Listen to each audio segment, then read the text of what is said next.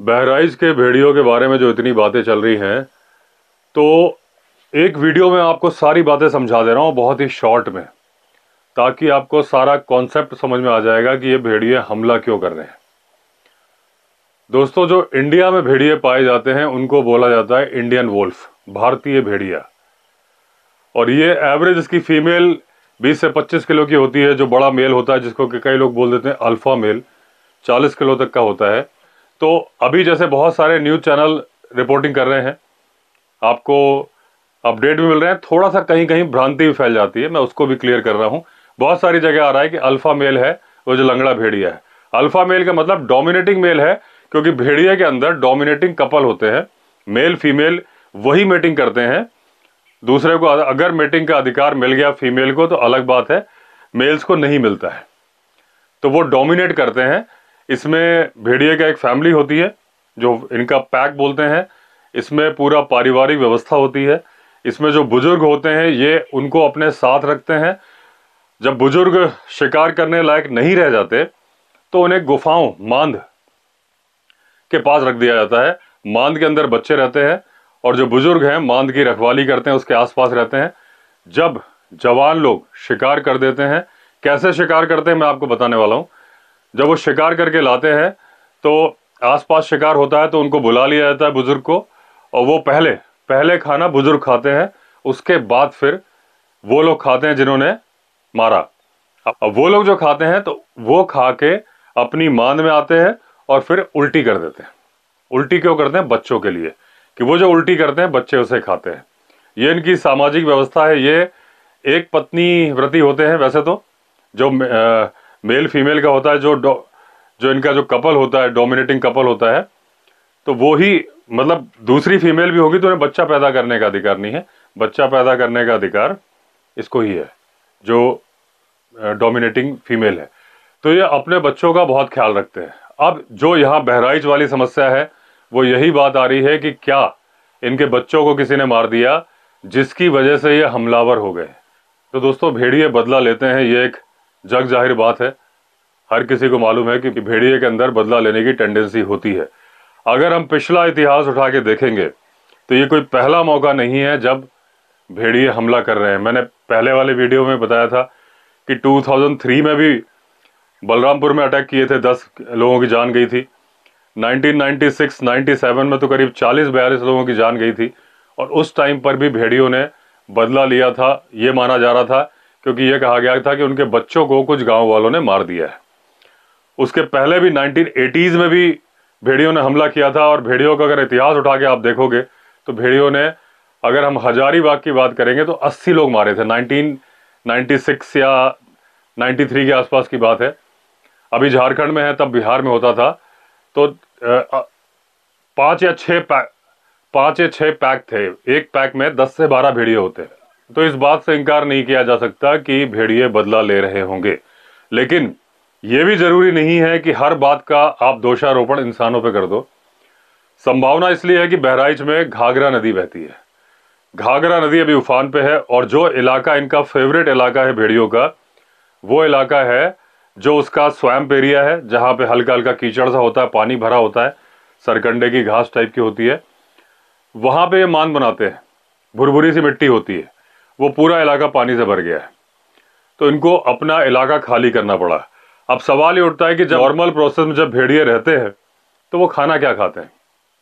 वो खाना खाते हैं खरगोश, दूसरा एंटीलोप खाते हैं। जहाँ पे जैसे चिंकारा हो गया, यहाँ तो चिंकारा है नहीं, लेकिन जहाँ पे होता है वहाँ पे एंटीलोप खाते हैं। एंटीलोप यानी कि नीलगाय भी एंटीलोप होता है। तो देखिए, जब खरगोश को मारना होता है तो खरगोश को मारना तो बहुत आसान है उनके लिए, लेकिन उसको भी घेरना पड़ता है कि खरगोश दौड़ने में चकमा दे देता है।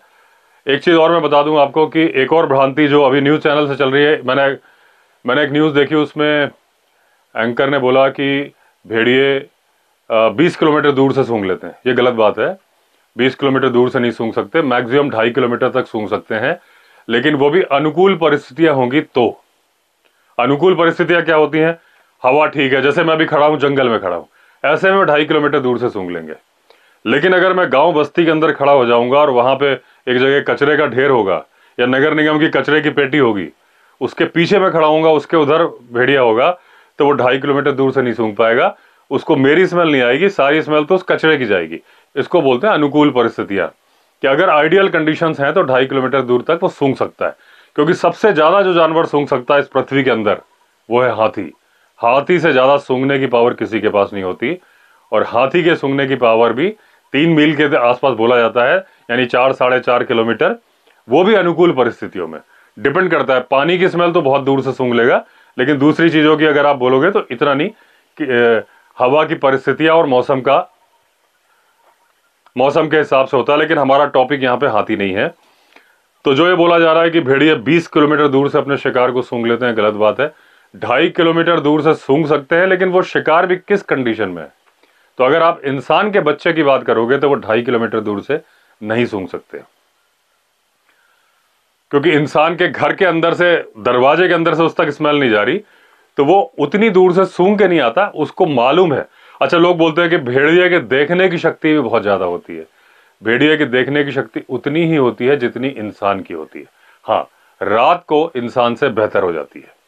दिन की बात करेंगे तो उतनी ही होती है, तो वो हमले तो रात को करता है, तो इंसान से बेहतर देख सकता है। तो भेड़िया जब इंसान के बच्चों पे हमला करता है तो वो सूंघ के नहीं आता है, उसे मालूम है कि यहाँ इंसान मिलता है।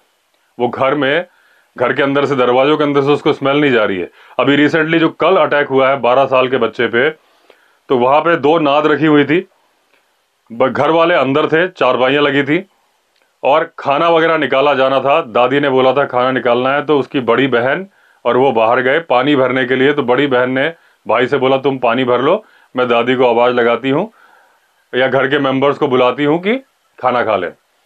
वही नाद के पीछे भेड़िया छिप के इंतजार कर रहा था, और जैसे ही बहन इधर को हटी उसने उस लड़के पे हमला किया। उसने आनंद, लड़का चिल्लाया, लड़का नीचे गिर गया, भेड़िया ऊपर।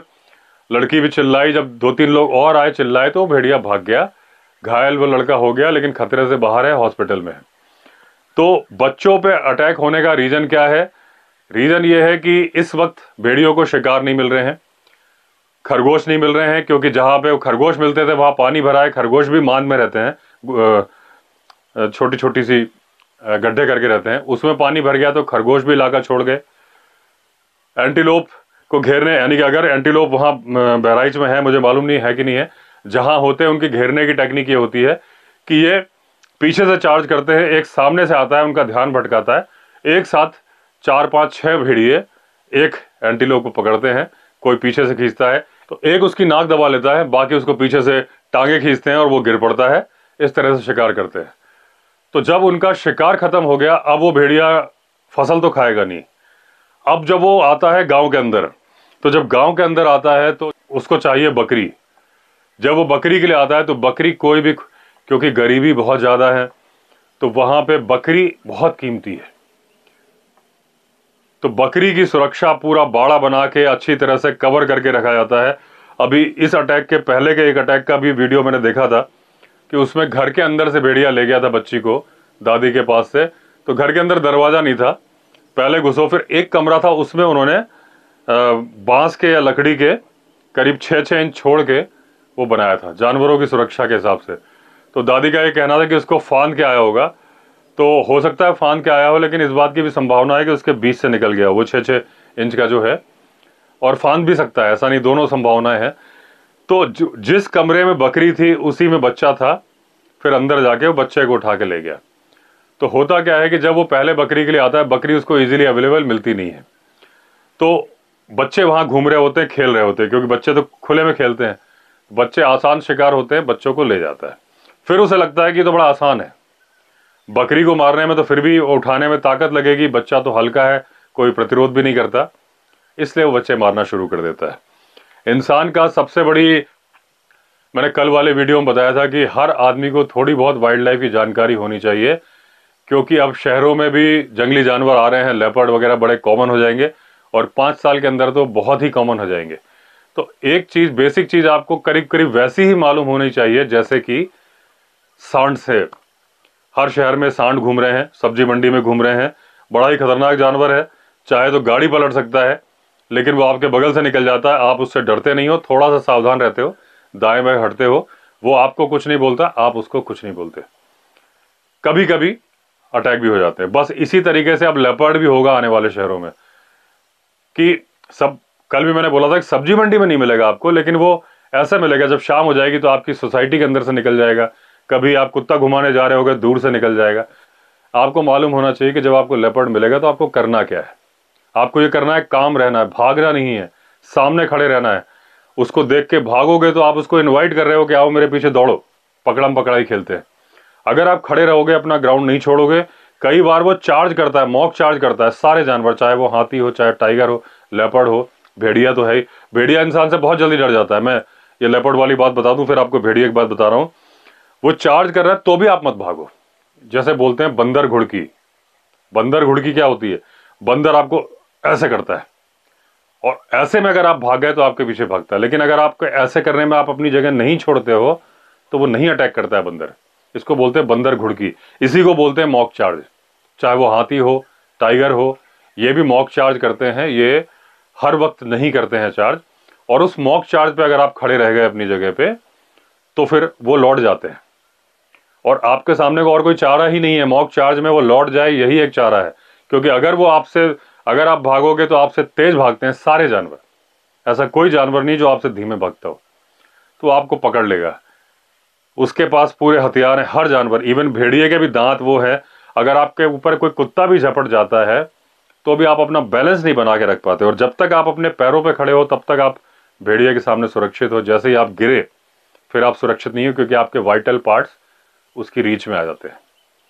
और इसीलिए भेड़िया इंसान पे हमला नहीं, आदमियों पे, अडल्ट पे हमला नहीं करता। अभी आप देख रहे हैं बहराइच में 10 या 11 मौतें हुई हैं। उनमें से एक महिला की है जो कि 55 ईयर्स की थी, लेटी थी।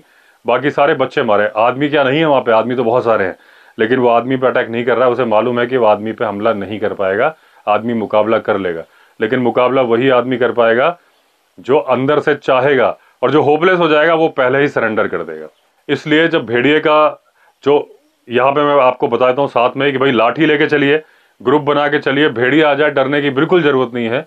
आप अगर लाठी लेके खड़े हो, तो चार्ज करता आ भी रहा है, आप लाठी घुमा दो उसकी तरफ, वैसे तो आपके पास आने के पहले ही भाग जाएगा। मॉक चार्ज ही होगा, क्योंकि उसे मालूम है कि आप उसे मार दोगे, और जब आप लाठी घुमाओगे तो भी भाग जाएगा। वो खतरे को सूंघ लेते हैं, जिस तरह से बाकी जानवर कुत्ते सूंघ लेते हैं, भेड़िया भी खतरे को मतलब आप जो खतरा महसूस कर रहे हो, जो आपके अंदर फ्लाइट और फाइट हार्मोन निकला हुआ है, एड्रेनालिन हार्मोन निकला है, उसको वो सूंघ लेते हैं।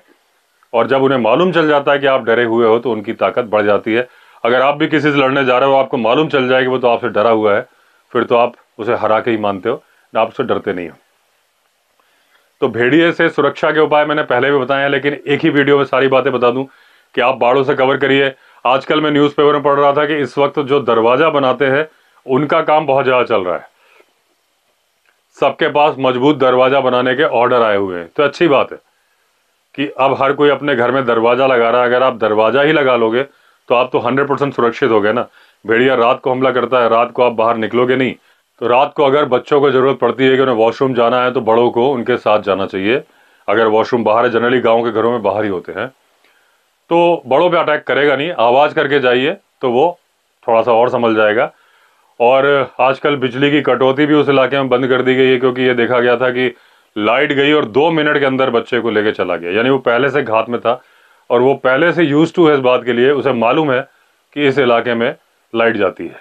दोस्तों, आजकल इंडिया के अंदर भेड़िए 3000 के आसपास हैं, 3000, 3000 या 3100। टाइगर से भी कम है। और वाइल्ड लाइफ एक्ट 1872 के अंदर संरक्षित हैं, आप इन्हें मार नहीं सकते। हालांकि उसकी एक धारा 11 है जिसमें कि यह अधिकार दिया गया है सरकार को कि अगर जरूरी हो जाए तो भेड़ियों को मारा जा सकता है, जिसके तहत अभी ऑर्डर्स इशू किए गए हैं कि अगर भेड़िए पकड़ में ना आए तो उन्हें मार दिया जाए। सवाल यहाँ पे मारने का ये आता है कि उनको आइडेंटिफाई करना बड़ा मुश्किल है। 18 शूटर हैं जो कि बहराइच में इस वक्त घूम रहे हैं गन लेके। सवाल ये उठता है कि अगर वो लंगड़ा भेड़िया है जो कि मेन कल्प्रिट लग रहा है, यही माना जा रहा है कि शायद वही कर रहा है, क्योंकि जो शिकार मिले हैं, ज़्यादातर जो बॉडीज़ मिली हैं एक जगह से खाई हुई हैं। अगर पूरा झुंड खाता तो जगह जगह से फिर नोचे जाने के निशान मिलते। इसलिए लग रहा है कि सिंगल जानवर का काम है। हालांकि कुछ महिलाओं का कहना है कि उनके बच्चे को एक भेड़िया उठा के लेके जा रहा था और 2 पीछे चल रहे थे। जैसे पहले बोला जा रहा था कि 6 भेड़िए हैं, 4 पकड़ लिए गए, 2 घूम रहे हैं। अभी रिसेंटली लोगों ने बताया कि 3 भेड़िए देखे, कुछ ने 4 देखने का बोला। गांव वालों का बोलना है करीब 100 भेड़िए हैं उस इलाकों में। एक फोटो आई थी जिसमें कि 8 भेड़िए पानी पीते हुए दिखे थे। तो प्रॉब्लम यह है कि अगर वो लंगड़ा भेड़िया नजर आएगा तब तो उसको गोली मारने में कोई दिक्कत नहीं होगी, क्योंकि उसकी चाल से ही पहचान लिया जाएगा। लेकिन अगर वो लंगड़ा भेड़िया नजर नहीं आएगा तो जो दूसरे भेड़िए नजर आएंगे, अगर 100 भेड़िए हैं तो ये कैसे पहचाना जाएगा कि इसमें से मैन ईटर कौन है और नॉर्मल भेड़िया कौन है? ये चैलेंज गवर्नमेंट के सामने है। देखिए, दोषारोपण करने से कुछ नहीं होता। अगर जैसे गांव के लोग हों, अगर सरकार नहीं गोली मारने का ऑर्डर देगी तो जनता नाराज हो जाएगी कि लोग मर रहे हैं लेकिन सरकार ने गोली मारने का ऑर्डर नहीं दिया। सरकार दुविधा में फंस जाती है, क्योंकि अगर सरकार बिना देखे गोली मार देगी तो बहुत सारे संगठन, एनजीओज भी खड़े हो जाएंगे कि जिनका दोष नहीं था उनको क्यों मार दिया। नहीं मारेंगे तो भी लोग नाराज हो रहे हैं, मारेंगे तो भी लोग नाराज हो रहे हैं। ये बड़ी दुविधापूर्ण कंडीशन है सरकार के सामने भी, फॉरेस्ट ऑफिसर के सामने भी, और उन 18 शार्प शूटर्स के सामने भी। आइडेंटिफाई कैसे किया जाए? तो मेरे मित्रता है कई शिकारियों से जो गवर्नमेंट के ऑथराइज परमिट होल्डर है, तो उन्होंने भी बताया ये सबसे मुश्किल काम होता है कि जब सामने मिल जाए तो उसके बेसिक कुछ फीचर्स मालूम होते हैं लोगों के थ्रू की इस तरह का कलर है, साइज ऐसा है, मोटा ऐसा है, चाल में कुछ डिफेक्ट है, क्या है। बोले पहले हम उसे आइडेंटिफाई करते हैं तब हम गोली चलाते हैं। नहीं तो लेपर्ड अगर मारने गए हैं, अगर वो जंगल में 20 लेपर्ड घूम रहे हैं, किसी को भी मार दोगे, एक निर्दोष की जान चली जाएगी और समस्या वहीं की वहीं खड़ी है। अगर वहां पे 100 भेड़िए हैं तो 100 के 100 को तो गोली मारी नहीं जाएगी। आप सोचिए, जो केवल इंडिया के अंदर 3000 है उनमें से 100 आप कैसे मार सकते हो बिना गलती के? लेकिन पहले दोस्तों भारत में कंडीशन ये नहीं थी। पहले लाखों की संख्या में भेड़िए थे। जनरली जो भेड़िए रहे हैं यूपी, बिहार, मध्य प्रदेश पहले सेंट्रल प्रोविंस कहलाता था, बंगाल में भी होते थे। और 50 साल में 1970 के आसपास, 1870 से लेकर 1910 के आसपास, वो पीरियड जब जिम कॉर्बेट का भी टाइम था, भारत के अंदर करीब 1 लाख भेड़िए मारे गए थे। हालांकि भेड़ियों को शिकार के लिए कंसीडर नहीं किया जाता था, शिकार लोग इसका नहीं करते थे, बस ह्यूमन थ्रेट। कभी भेड़िए को हमेशा चाइल्ड लिफ्टर माना गया है, बच्चों को उठा के ले जाने वाले। इसी तरीके से मध्य प्रदेश के आष्टा में भी 1985 में हुए थे, बहुत सारे बच्चे मारे थे, बाद में भेड़िए मारे गए थे और 3-4 भेड़िए थे, उन सबको मारना पड़ा था। तो हमेशा से बच्चों पे ही अटैक करते आए और उसी के चलते जब विरोध होता था यही कंडीशन होती थी और एक के बाद एक बहुत सारे भेड़िए मारने पड़ते थे, क्योंकि मालूम कर पाना बड़ा मुश्किल है, छोटा जानवर है, कि कौन कल्प्रिट है। और उसके चलते करे कोई भरे कोई, यानी गेहूं के साथ घुन भी पिस जाता है। वही कंडीशन मुझे लगता है बहराइच में भी होने वाली है कि आइडेंटिफाई हो नहीं पाएंगे। और जिस तरीके से अभी पकड़े गए हैं शायद हो सकता है वो बेकसूर भी हों, क्योंकि बकरी खाने घुसे थे, लेकिन कोई तरीका भी नहीं है। जो फॉरेस्ट ऑफिशियल्स हैं उनके सामने भी कोई तरीका नहीं है, सरकार के सामने भी कोई तरीका नहीं है, क्योंकि उनके सामने लोग मर रहे हैं। उपाय तो करना पड़ेगा। तो अब देखिए क्या फर्दर डेवलपमेंट होता है। जो भी होता है मैं दोबारा वीडियो लेके आपके सामने फिर आऊँगा। तो चलिए आज के वीडियो में इतना ही रखते हैं। अगर आपने चैनल सब्सक्राइब नहीं किया है तो चैनल सब्सक्राइब कर लीजिए। फिर मिलते हैं, तब तक के लिए all the best. Vande Mataram.